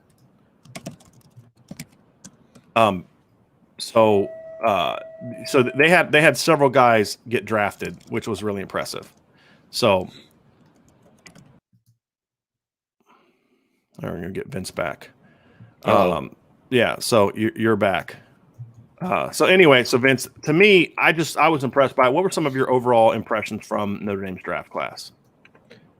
I was a little bit surprised that they got 9, to be honest with you. Ben Skoranek in the 7th round was interesting. So I thought that was, it is what it is. 7th round, sometimes they reach for what they need or whatever. The Rams had a very interesting. They drafted a 148-pound wide receiver in the 2nd round. Okay. And Tutu Atwell. Then they drafted Ben Skoranek, who was Notre Dame's 2nd best wide receiver, arguably 3rd. Yeah. In the 7th round. I was a little bit surprised by that. I thought Ian Book in the 4th round was a bit of a reach, but I will say, based on the other quarter, that I thought he was probably rated where he should have been as far as the other quarterbacks. He was the 9th quarterback picked. I thought that they all went a little earlier than I thought. Mm-hmm. So that then moved him up the board. So I get why he went in the 4th round. If you just say Ian Book, 4th round draft pick, you're like, really? Mm-hmm. But when you figure all the quarterbacks that went before him, it makes sense. So so we talked about this in the pre-draft preview. He said if there's a run on the second wave of quarterbacks, if there's an early run, that's going to jump Ian Book up, and that's exactly what happened. That's exactly Kyle Trask went with the last pick of the 2nd round. Then the Jaguars took a DB at the beginning of the 3rd, and then the next 2 picks in the early 3rd round, 66 and 67, were quarterbacks. There was no way they're going to go 3-4 rounds without another quarterback being taken. And to me, it was clear that Ian Book was the next quarterback in the draft. Right. So I'm not – and I tweeted about this on Friday night. When that run on quarterbacks went, I said that's the best thing could happen for Ian Book. It was – you knew he was going to get jumped up at that point in time. And honestly, Vince, if Ian Book's going to succeed in the NFL – I could not have picked a better franchise for him to go to. I agree. It's a good fit. And then now some of the comparisons out there between Drew Brees and Ian Book, a little bit of a stretch. I'll just say it. Yes, they both 6 foot. Okay. But I will also say that, Drew Brees was the most accurate quarterback in NFL history. I don't think anybody is going to say that Ian Book is that guy. I think the 6 foot comparison is about where it ends. But I will say, going to a guy like Sean Payton, who is a very innovative, offensive mind, it's a great spot to be. He obviously knows how to win with a shorter quarterback. All of that stuff, it all makes sense. Right. But I think the comparisons are a little bit much for me. Yeah. I'm just going to say that. Yeah. I think it's the size, and but they're different players. Different number players. one, Ian's a much better athlete than Drew was. There's that too. He's more of a scrambler, those type of things. And like you said, Drew was incredibly productive at Purdue. He threw for everybody's. Ian Book finished his career at Notre Dame with over, I think, 8,000 passing yards. He finished second all time in passing. Drew Brees had almost 12,000 passing yards. He wasn't throwing to a bunch of first and second round picks. I think he had a really good tight end back then. I cannot remember his name, but that was I think that's the point. That was a different situation. Yeah. Yeah. So we'll see. And then the interesting one was, and Dylan Hoffman had this comment, and I can't find it, but he said basically he was I think in a bar in Cleveland, and when they drafted Jeremiah Owusu-Koramoah in the second round, that the bar just went nuts. And to me, and they should. Yeah, because that was a guy that a lot of Browns fans thought they were going to take in round 1. Yeah. And now they get him in round 2. They didn't have to trade up to get him in round 2. Correct. I don't believe. I think they sat around 52 and got him. And that was big for the Browns. And I think that's a great landing spot for him as well. Obviously the paycheck isn't going to be as big, but look, his second one will be plenty big. And that's always where rookies look. The days of a quarterback getting $48 million as a rookie are gone. They've changed the structure. You can it's more capped as a rookie. Everything is you are what you are. The life-changing money comes with pick number your contract number life-changing, but yes, you're right. Yeah.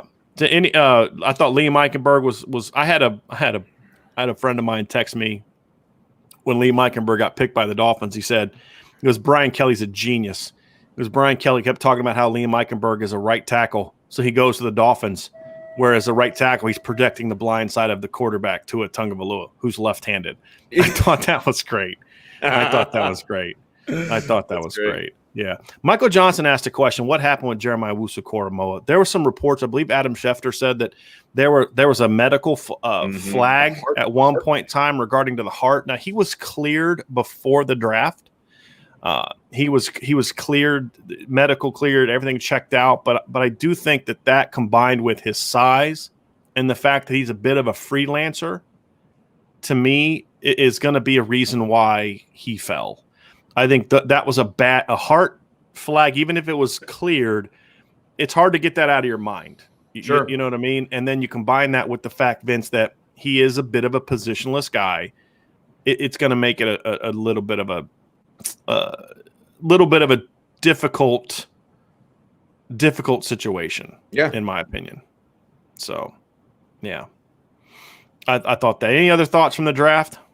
Not especially. I thought it was, there was just some anomaly things. I thought it was interesting that nobody went to the same team out of 9 guys. I thought that was interesting. Although every NFC South team picked a Notre Dame player. Very true. Yeah, very true. But not, I'm happy for those guys. I was. It's funny. As soon as Liam came off the board, it seemed like there was a Notre Dame guy coming off the board pretty rapidly. After that, everybody was waiting, wondering where things were going to go, and then all of a sudden it was like, right. They went quick. They went 42, 48, 52, right, 83, and then 95. It happened pretty quickly. It was fast. And so that I wish them all the success. I think there's some value picks in there for sure. I thought there's some good fits too. I think Hainsey to the Bucks is a great fit. Liam to the Dolphins is a great fit. And real quick, was that COVID related, referring to JOK's heart? No, it was not. It was not. And again, it ended up being nothing. It ended up being fine. And that's kind of what happens is they put you through these medical tests, maybe something checks, and then you put them through further tests to see, and it said, okay, well, it was nothing. It might have been something with the test. Those things kind of happen all the time. But, again, we talked about Ian Book. That was a great fit for Ian Book. I think the Ravens taking Dalen Hayes was great for Dalen Hayes.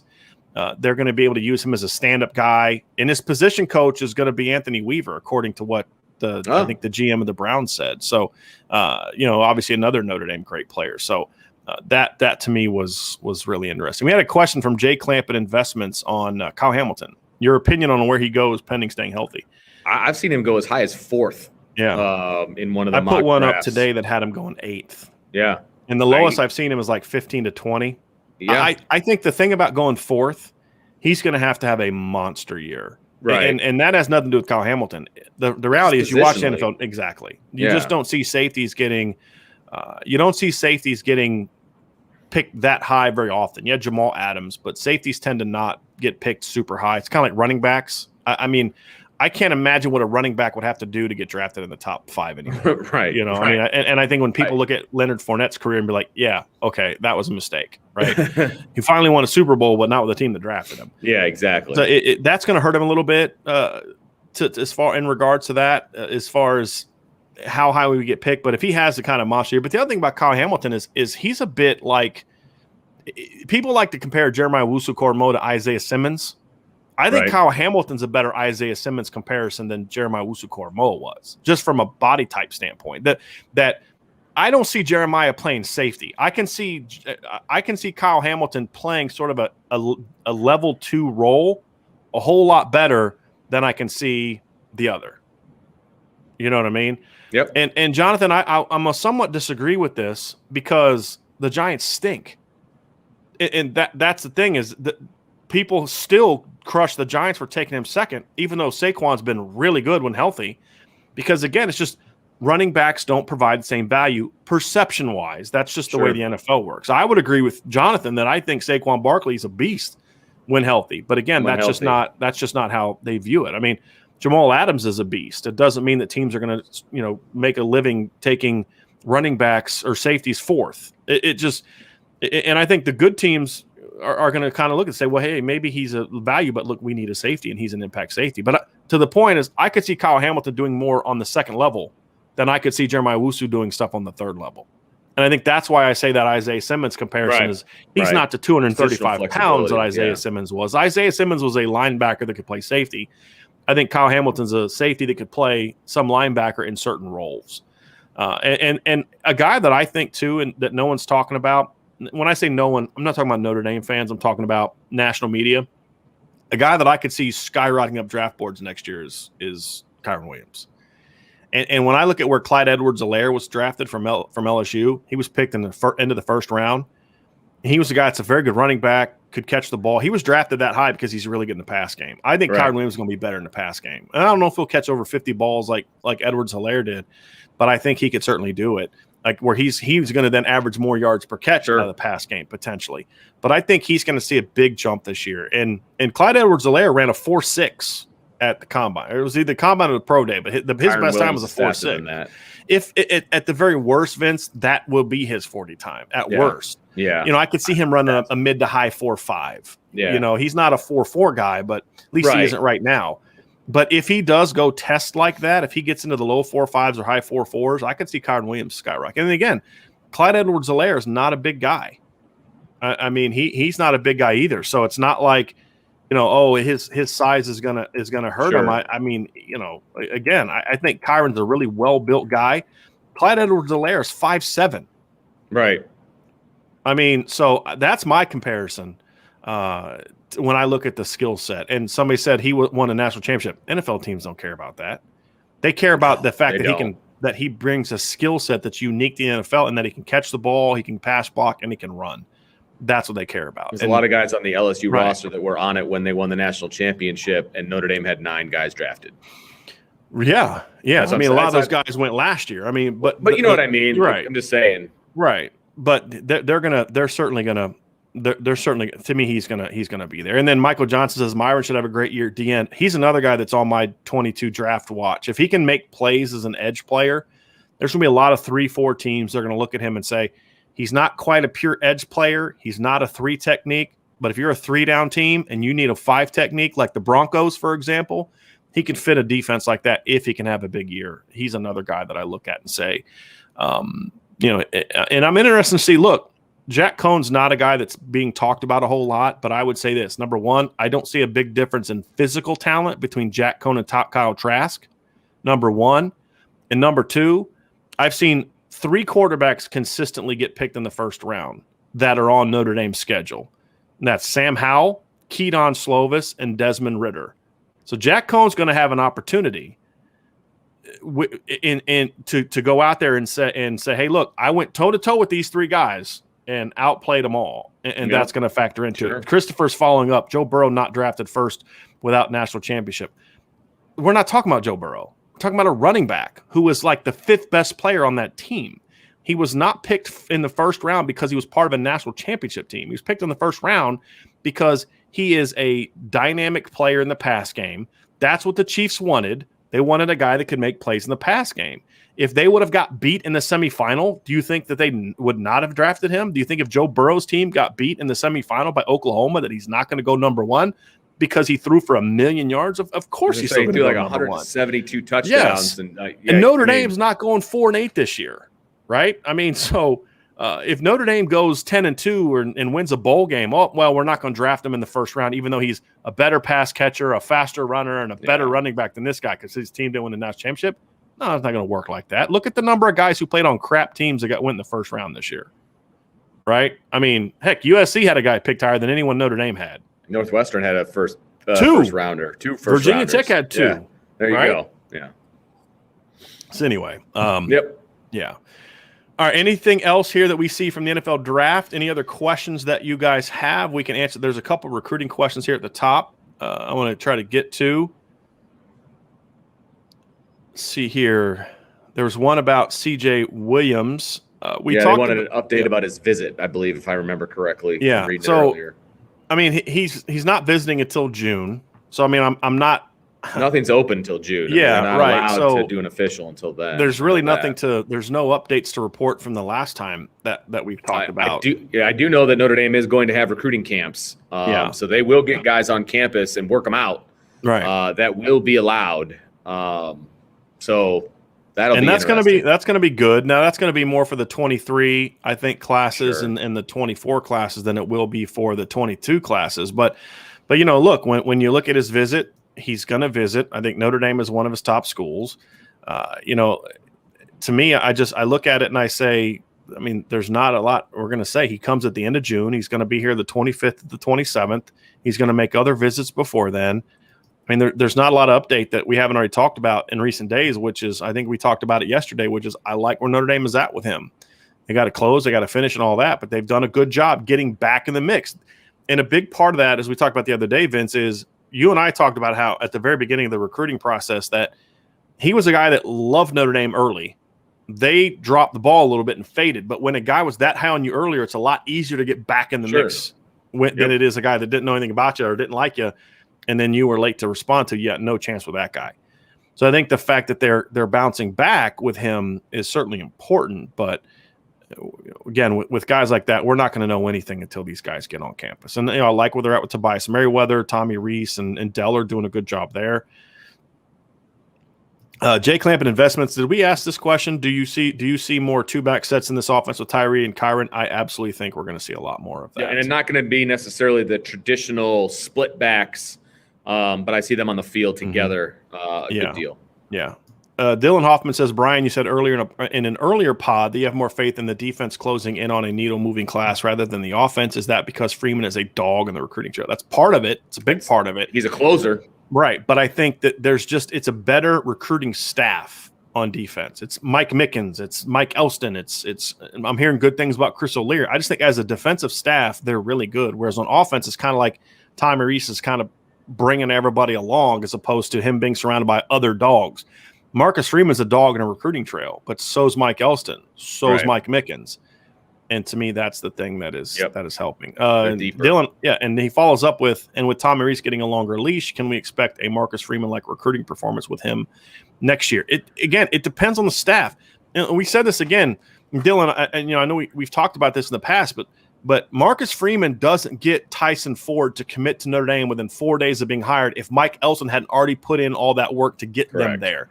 Same thing with Aiden Gabbera, and that's what's missing, whereas Tommy Reese with some of these kids is having to overcome not doing a good enough job early on, and he's overcoming it. With Marcus Freeman, it's, hey, my dudes are putting in great work. Let me come in, to your point, Vince, and let me close. Right. And that's the difference. That's the difference. All right, see if there's any other questions here. Yeah, we talked about that one. Trying to go down through here, see if there's any other questions. We talked about the one of Jack Cohn and Drew Pine going through here. Brandon Krim asked a good question, Vince, and I like how he phrases it because it is important. I know it's not sexy, which is true, but is the special teams going to be more consistent? We got lucky on 2 kickoffs that got called back, and Jonathan Dorr being more consistent. I would say not only that, but Notre Dame has to be more effective in the return game. Yep. So don't just settle for catching fair catches, and take a chance. Take a chance, and I think they've got enough guys that they can trust in the return game where they can take some chances back there. Mm-hmm. I really hope that they turn that corner as well because it could be huge. Yeah, and whether or not it's going to be more consistent, it's hard to say now, Brandon, because we didn't get to see any special teams. With Dorr, it's just going to be up here. It's in his head like it is with most kickers. I think the coverage units are still going to be really good. I think it's whether or not Brian Polian can show the creativity needed to be more dynamic in the return game. It's all about creativity. They got the weapon, at least in the kick return game. Yep. Let's see what they do in the punt return game. So we'll find out when you do, because I don't. And even the practice we go to, it's the way that you teach special teams. You don't just run live punts all the time. You're working on different parts of it. So we're not going to see until we get to the fall. Tommy Leonard says preseason prediction: will Mayer win the Mackey this year? He could. I mean, if he's used properly, the way in which I think he's going to be used, and we've heard Tommy Rees talking about, how he's the best tight end in the country and blah, blah, blah, blah, blah. I think he could be. Now, what will hurt him is something Brian brought up earlier, is that he could be the number one thing that people take away, and that could hurt his numbers. And we all know that numbers are a huge part of those awards. Right.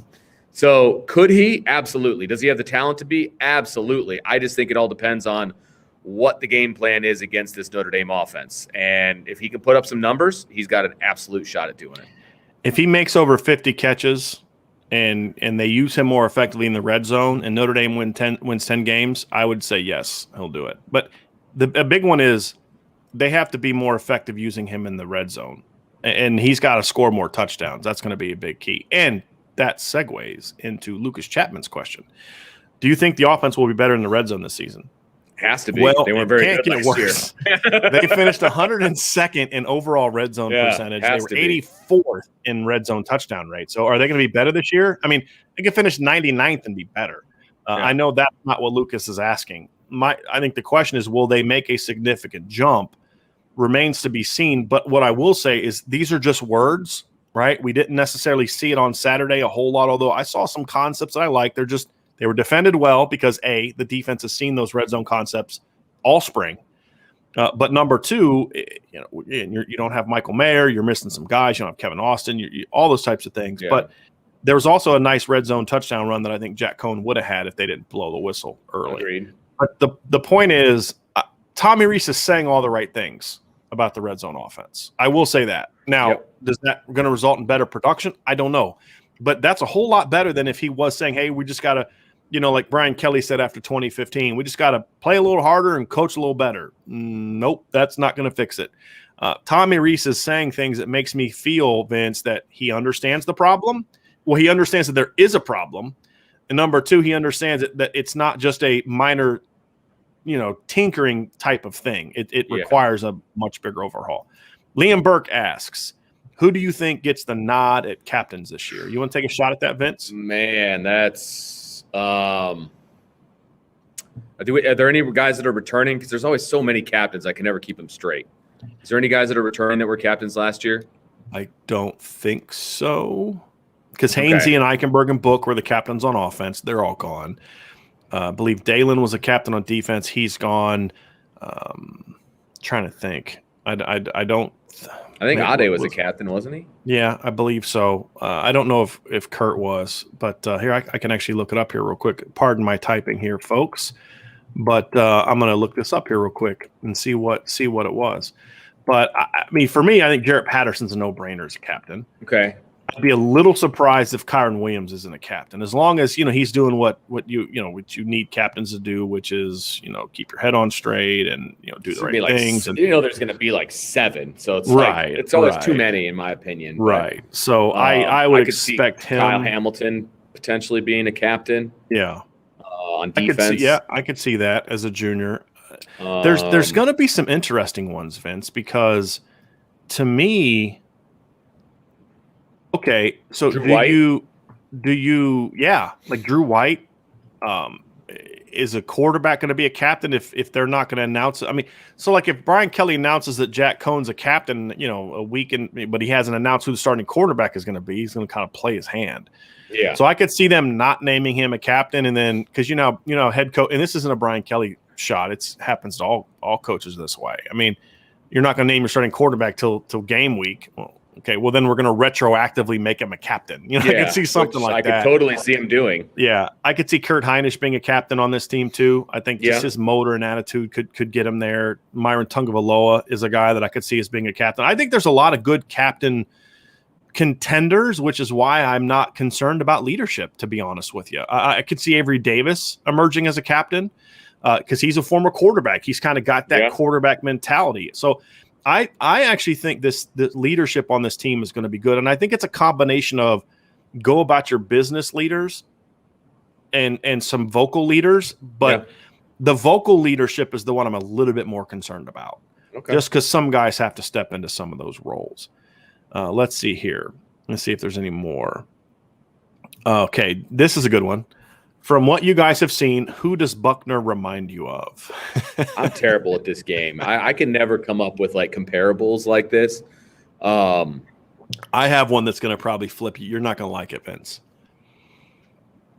He is a more disciplined and not obnoxious Johnny Manziel. Oh, wow. Okay. Style of play wise, right? Yeah, like I said, more disciplined, less obnoxious. So you won't see this from Tyler Buckner, I hope not. Yeah. But what I'm referring to more is not the biggest guy in the world, dynamic runner, but can also do damage from the pocket. And again, when I say disciplined, I'm not talking about off the field. You're talking about Johnny was kind of like, hair on fire, play by the seat of his pants, which resulted in some big numbers and resulted in some big plays, but I think at times hurt them a little bit, especially his second year in the starting offense. Mm-hmm. So I think Tyler's going to be more disciplined as a player, but style of play, combination of pocket ability plus running ability, I think that to me is probably the closest comparison that I could have to him in regards to his style of play. I don't think there's necessarily a Notre Dame quarterback that he reminds me of. I think he's a more dynamic runner than Ian Book was. Ian Book was more of a guy that can make plays when things broke down, whereas Tyler Buckner's more of a guy that you design runs for. We didn't see Notre Dame design a lot of runs for Ian Book. He was just a better runner when he was in the pass game than he was at the run game. So I mean, can you think of anybody else that he reminds you of? Really. I mean, you could say maybe like a Deshaun Watson is a skill set. Again, I'm not saying he's going to be as good as either of those players, but when I say compare him, I'm trying to find a skill set. A guy that can be a real effective pocket passer, but also a guy that can be dynamic in the run game. And there just aren't a lot of those guys. Usually, you find a guy that's a great runner that's got to develop as a passer. I think Lamar Jackson in college was kind of that way. It's kind of like if you could. Yeah, it's a challenge. Notre Dame hasn't had a guy like him, in my opinion, just from a skill set standpoint. Correct. I agree. Think they have. Let's see here. All right. See if there's any more questions. And we talked about this for Kyron in the draft next year too. Similar locker room presence. Again, that's why we think of him as captain. I mean, it all goes together. Do you think Kyron could be the best back on the board next year? Talking about NFL draft, I honestly couldn't say that because I haven't studied enough of what other teams are doing out there. I'd have to really dive into that. I just they're know going to put him in in position to be in the conversation. I think as long as he stays healthy. Trying to think off the top of my head, you've got the kid from Iowa State. Right, he's back next year. Breece Hall. Man, I'm just trying to think of what running backs are. A lot of the top running backs this past year are gone. But there's always guys that break out. The kid from Texas A&M is. I'm just going through like the leading rushers right now. The kid from Texas A&M, Isaiah Spiller. I only saw him a couple times last year, but he really impressed me. The second half of that Florida game, he took that game over. I was really impressed by him. So he's a guy that I'd look at. It's too early for me to really say that, Dylan, but. Do I think a breakout year from Kyron Williams could get him in the conversation? Yeah. I mean, look, if Javonte Williams and Michael Carter can be in that conversation, then I think Kyron Williams can, because I think Kyron's skill set is very similar to both of those players. Javonte Williams he was the third back taken. The Broncos traded up to 35 to get him, which means he was 3 spots away from being in the first round. So I think that's another guy that I look at and I say, okay, that's someone that I could see here. So let's see. Let's kind of go through. There's a lot of comments that we got to get down to here. Vince, do you got to bail, or are you able to hang out for a little bit longer and finish these? A little bit longer. Getting to the point where I got to start getting ready. Okay. You got practice today, right? We have a game, brother. Okay. All right. Tommy Leonard is really pushing my last nerve and trying to get himself banned. First of all, he said that last time he said Virginia is 52nd out of 50 states in producing talent. Now he says anyone from the state of Virginia getting drafted in the first round is laughable. I'm just saying, Tommy, you're coming at me. You're getting personal with you. You're getting personal with me. You, man. You're lucky you're my boy. Michael Johnson says, what's your take on Avery Davis? This is an interesting one for me, Vince, because he got a chance to work out in front of NFL scouts at Notre Dame's pro day, which I think helps give him some exposure, see some quickness and all those types of things. Michael, to me, I think that he needs to have a 50-plus catch season, in my opinion, to really catch some attention. I think his character is going to catch people's attention. But honestly, we're really not going to know what Avery's going to be able to do in the draft until we see him at the pro day or combine. Sure. I think he's going to have to run in the 4.4. If he can have 50-plus catches, if he can have run a sub 4.5 and put up good agility numbers, which I think he's going to do, I could see a scenario in which he gets drafted, because we've seen him play big in big games, right? We've seen him do that. And then if he's a captain, if he tests well, I mean, I could see Avery Davis being a guy that ends up being drafted next year. I think he is probably, in my opinion, Vince, the most overlooked Notre Dame player on the roster, because just so few people talk about him. That's why I'm glad Michael brought him up, because I think Avery Davis is going to be a really good player. And even as well as he played in the Blue-Gold game, it's like not many people want to talk about him. So it's Lawrence Keys, it's Braden Lindsey. And I'm like, did you not watch Avery Davis? Dude was balling on Saturday. Yeah, absolutely. So he's a guy that I look at. What are your thoughts on him as far as projecting the NFL, Vince? No, I agree. I think that he could be very productive in the NFL based on some of the slot receivers I've seen have success in the NFL. I think he can have success in the NFL if he's put in the right system. If he gets drafted by the right team, I think he could be very successful in the NFL. Mm-hmm. He's got the right demeanor for it. He's got the right work ethic for it. I think everything that you just said about potentially being drafted and everything that he needs to do to get there, I think it's very, very reachable goals. So I like it. I really do. I think this could be a breakout year for him. Yeah, I just, again, you wonder, will his production get tamped down from the things spread around, but I really think Avery's going to be a key part of this offense. And if they do some fun stuff with him, like we've talked about, like put him in the backfield, I'm telling you right now, Notre Dame has a rule. Actually, every college has a rule. You can't cheer in the press box. That's a big no-no. Like you could get kicked out of the thing. I am concerned that if they line up next year on a snap and you've got Avery Davis in the backfield with Kyron Williams and Chris Tyree to his right and left, I may get thrown out of the press box for cheering. I may get thrown out of the press box if they do that. If you're going to be sitting next to me, if you see them line up in that personnel, you're going to have to like punch me in the leg or something and make it hurt. So that way I don't cheer, because I may get up and cheer and be like, let's go, and I may get thrown out. It may be very unprofessional. But if I see Avery Davis in the backfield taking snaps, the guy they recruited to Notre Dame to play quarterback, right, with Kyron and Tyree in the game, I may lose it. And Brian Kelly may hear this. Someone may tell him about this podcast, and he may just do that next year against Florida State on the first snap just to get me tossed. Yeah, just to get me tossed. So absolutely, it may happen. So let's see if we got any more questions here.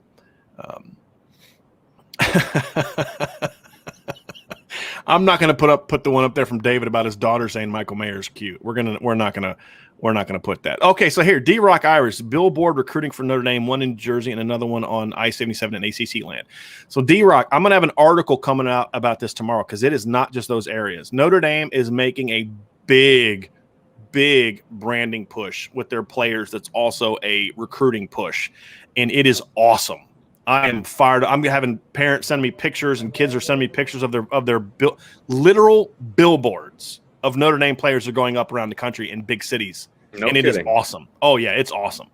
So we're going to talk about that. I'm going to have that tomorrow because I want to really see what the layout is. So I'm hoping to be able to do more about that tomorrow. Dropping dimes, Cisco, we use Buckner become more goal line QB like Tebow was before his earliest. Yeah, possible. He's not as big as Tebow was, but yes, he's a very good runner. I assume this was about the captains, Alan English, about the captains, Patterson, Hamilton, Williams. I think all those are good ones. Heinisch. So those are all good ones. Dylan is talking about Mike Elston is on to something. I'm loving what Mike Elston is doing right now as a recruiting coordinator. Absolutely love it. Sean Rogers has his opinion on captains. Williams, Patterson, White, Hamilton, Avery Davis, all captains. The Drew White one's interesting because what if he's not starting? I mean, that's an interesting. David Knight asks, Brian Vincenzo, do you ever have a thought about what could have been if Avery Davis would have been given a chance to play quarterback?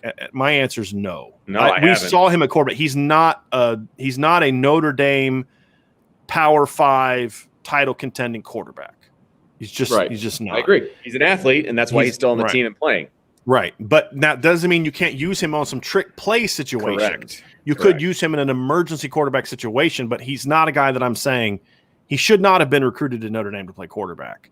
But I'm glad they did because now they have him. Now he's on the team. Right. I just wish they would have moved him there sooner. But look, they knew he was good. I mean, there's a reason Notre Dame moved him around so much. Sure. They moved him to corner, running back, then receiver because they knew he could play. If they didn't think he could play, they'd have just left him somewhere and said, hey, you're not going to play once you transfer. Right. They left him a quarterback and he would have transferred out. Sure. But the fact that they moved him around so much kind of delayed his development. But in their defense, they were trying to find a place for him. Yeah. I mean, that's the big thing is they were trying to find a place for him. Let's see, here are some other questions. No, it does. That does not have the same ring. Doesn't have a ring to it. No, does not. Here we go. Robert says, do you expect a fast start for the Florida State opener or more of a start like Louisville on the road 2 years ago? I expect a fast start. I expect it's going to be like Tommy Reese opening up a Christmas present, on Christmas morning and just look, it's still Florida State. Now we all have our opinions on what Florida State is right now and what they kind of have become up to this point. And I believe is this game, it's on Labor Day weekend. I do know that. It's on a Sunday. So you're going to be, the ticket, right? Everybody's going to be watching this game. I think it's going to be a bit of a coming out party for this offense. So I think it's going to be a fast start. I really do. I would be very disappointed if it was a slow start. I'm actually expecting a little bit of a slower start just because of the line. I think it's going to take them a little bit of time. I do want to say something about the Louisville game. I actually think Notre Dame took that opening drive against Louisville and went right down the field for a touchdown. And then that's when Jafar Armstrong got hurt. If you go back and watch that drive, he carried the ball twice. They lined him up at receiver and hit him on a crossing route that he ran for extra yards. They kind of built their game plan around getting Jafar Armstrong the ball. Got hurt. And then he got hurt.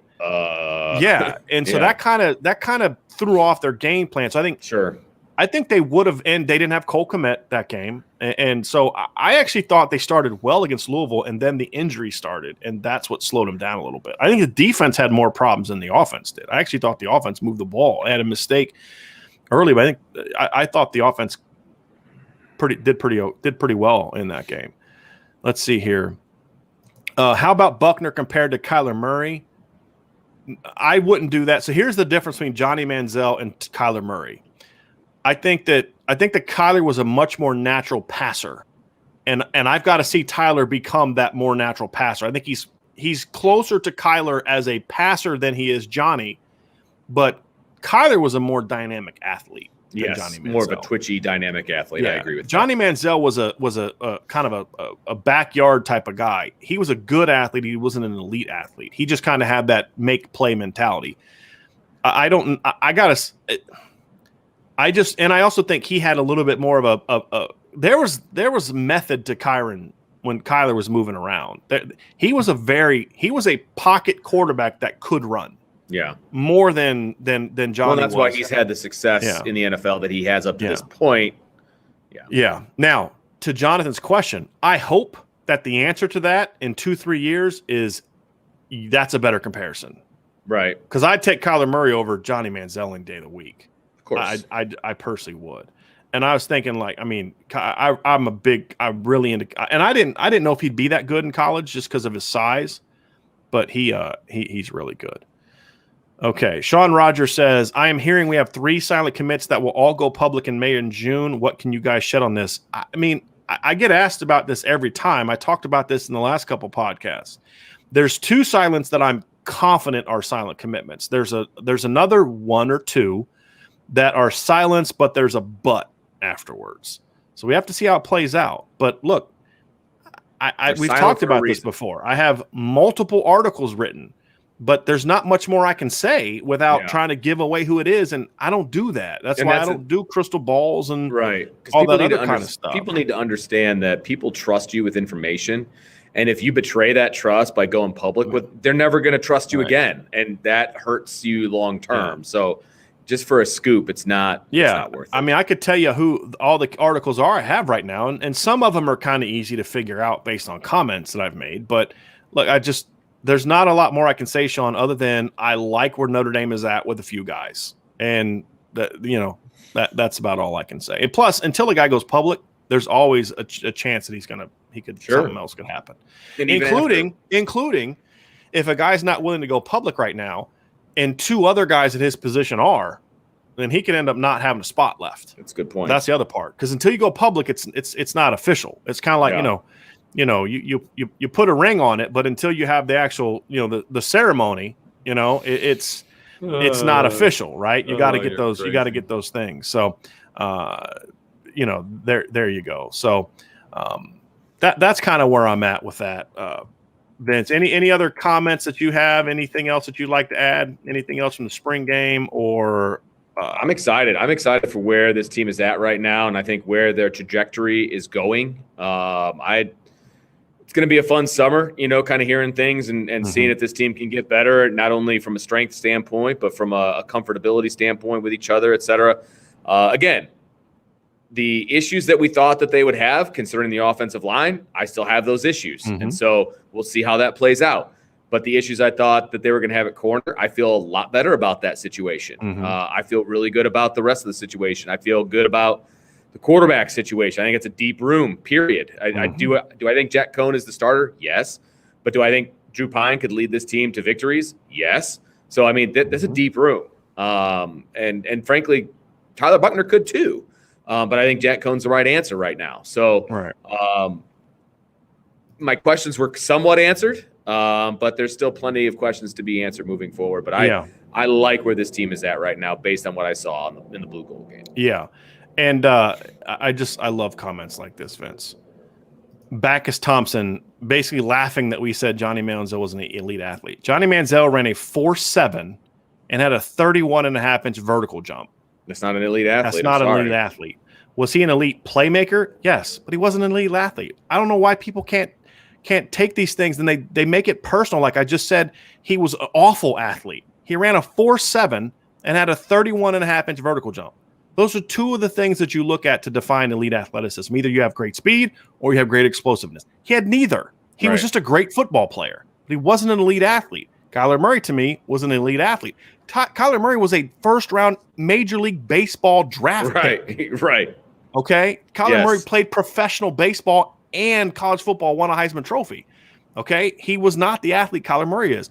He's not a Justin Fields type athlete. Justin Fields ran a 4.36. You know what I mean? Like, he's not an elite athlete. I'm sorry. You can get upset about that all you want, but the fact of the matter is there's nothing that tells me he's an elite athlete. Was he an elite football player? Absolutely. Yeah. But he was an elite athlete. So there you go. And then as D-Rock says, remember to hit the like button before exiting, subscribe, and hit the notification bell. Great job, gentlemen. Go Irish. Appreciate that very much. We will be back tonight, and there's some recruiting questions. I didn't get into too many of them, and so tonight at 8:00 p.m. Eastern time, I will have a recruiting chat. We'll break down some film, but I'm going to talk tonight about who I think could be the next 5 or 6 players to commit to Notre Dame. Not making predictions, just guys to be on the lookout for as far as who could be the next to commit. We're not going to make, like I said, we got to be careful with how we do it, but that's what we're going to talk about tonight. We're going to talk about some film, talk about some of the must-gets that Notre Dame has to kind of follow up on yesterday's conversation about the gap closer. So make sure you check it out. Tommy Leonard says he will be there. Yeah. Hopefully more of you will be there. And I'm doing this partly because a lot of our West Coast people say they can't check these shows out live. Makes sense. So that's how it's going to be. So everybody, thank you so much for joining us. Vince, thank you for being with us. This is the longest I think you've ever been on a podcast. I think you're right. That's great. So I agree. Everyone, thanks for joining us. Make sure you check out irishbreakdown.com. I have an article on the front page that talks about, from Dane Brugler, that talks about Kyle Hamilton being a top 10 pick and about a former Notre Dame quarterback that he has picked to go 15th in the draft. And I had a Notre Dame fan say, Phil Jurkovec going in the number 15 overall would be shocking. And my response was, only to Notre Dame fans. Only to Notre Dame fans. Facts. So anyway, Sean says he'll be there tonight. So we'll talk more about those questions that you had, Sean, to talk about it. Thanks, and Michael Johnson says to Vince, good luck, Vince, because you've got your last 3 weeks, right? You got about 7 or 8 games left before the playoffs, like right? That. And then we got the playoffs, and the draw came out already, so we're already prepping for that. And we've got some work to do, but guys are heating up at the right man. time, though. You guys started to heat up at the right time, so that's perfect. Scoring 30 runs on Saturday was helpful, so we hopefully can no doubt foray that into the future. No doubt. And then David, it's going to be 8:00 Eastern tonight, 8 p.m. Eastern tonight. Be there. So I'm gonna get some yard work done around 6 to 7, and then get cleaned up, and then come in and get that done. So, and more people saying, Vince, good luck with the game. So appreciate it. So everybody, thanks for joining us. Thanks, Vince, for being with us this entire time. It's been a lot of fun to have you here, and we'll talk to you all again very, very soon.